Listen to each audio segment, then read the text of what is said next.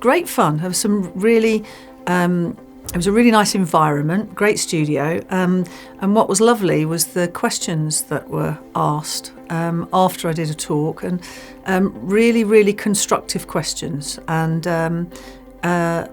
knowledgeable questions that were asked, which was really very interesting and thought-provoking. So you feel like the students got quite a lot out of the session? I hope so. I was told that there was a lot more questions asked than the norm, so obviously there was. I was able to answer a lot of them, which was great. So as the session went on, there was more and more questions came out, probably of my answers, which was good too. I think it's vital. We've been talking about the integration of courses like the courses Confetti run and integrating into business so that students can actually get real hands-on experience of working in business with event organisers and producers and venues. And I think it's really key to having more rounded education, that you come out of a course like this fit for business, which I think historically has not happened. I think event courses are very much about the blackboard and very much about studying, but not so much about hands-on experience. And I think it's key to getting event and production staff of the future to be business ready. I think that there is opportunity. I mean, when we turn the clock back many years, it's a good question to ask, but when we turn the clock back many years, sport was not involved with music at all.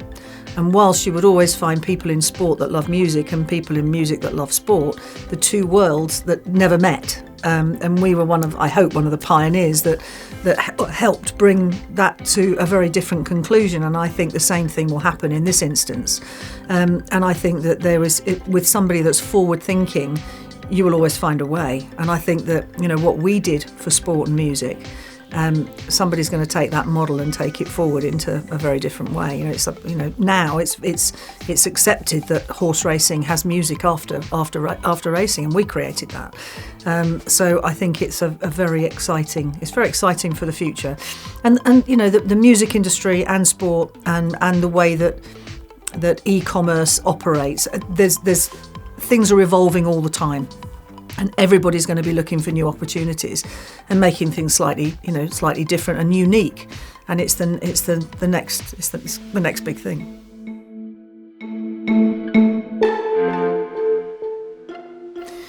I think the question about women in this industry is an interesting one.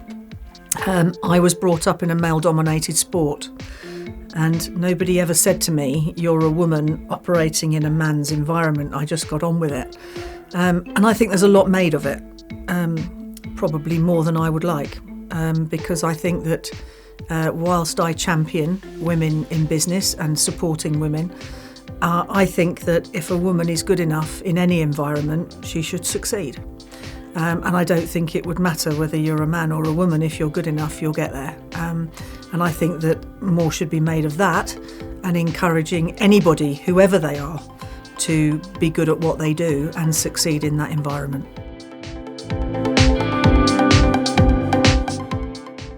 I think it's massively changing now. I think that COVID has had a massive impact on our industry, and we're still feeling the shockwaves now, and I think we will for several years to come. I think that consumer confidence has not yet returned to the market. I think there are supply chain shortages, and I think that with every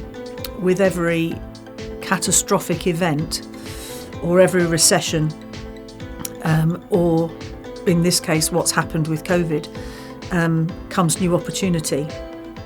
And I think that a lot of people have left the events industry and the production industries because of fear of uncertainty about the future.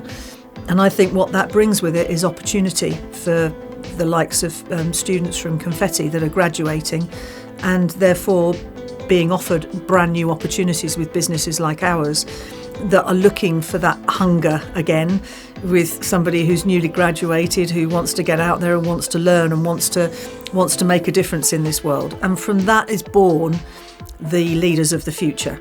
and the producers of the future. And so whilst things are negative, it's very easy to concentrate on the negative. I think you'll find that entrepreneurs tend to look at the opportunity instead of the negatives. And so from this, I see challenges for the near future, and I see opportunities for the longer term. Short term, consumer confidence is the biggest one, because if people aren't buying tickets, then as a promoter we'll lose money, and you can only lose money so long before you can't do it anymore.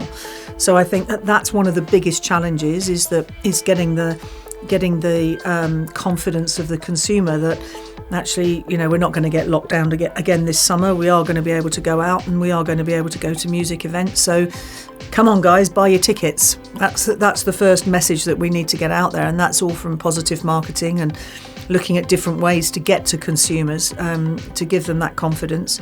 And that might be through, whether it's through discounting or whether it's through packaging up lots of different things. It might be just a different way of doing things. I don't know yet. We're working through all of that at the moment.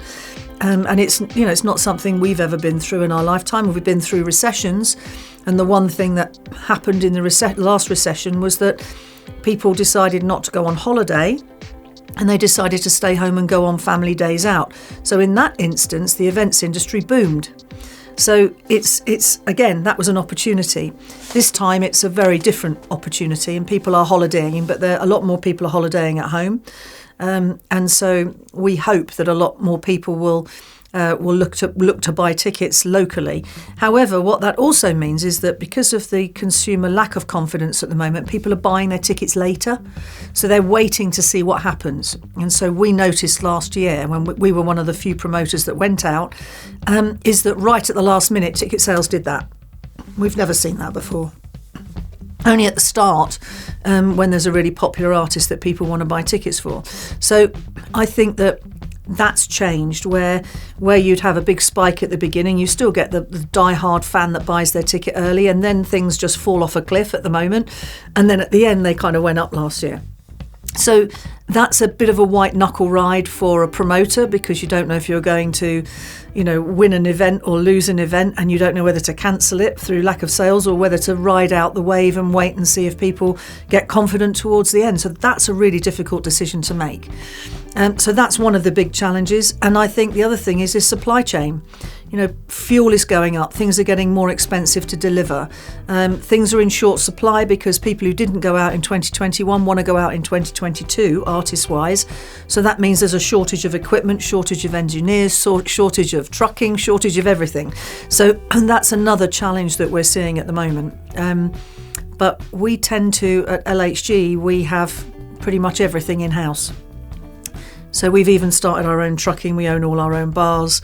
We own all our own stage, sound, light, barriers, cable trap, everything. So apart from toilets and generators, which we have a partnership with, everything else pretty much we own. And the biggest shortage in the supply chain at the moment is people. So Confetti, there you go. There's a big opportunity.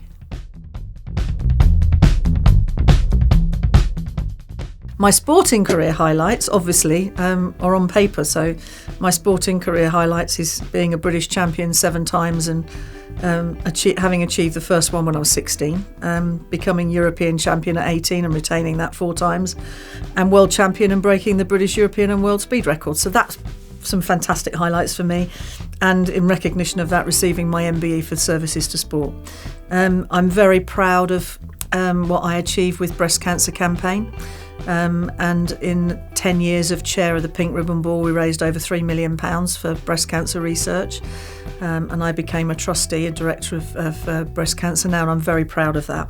And the research that we helped to uncover the BRCA gene and its association with breast cancer and how it could help find a cure.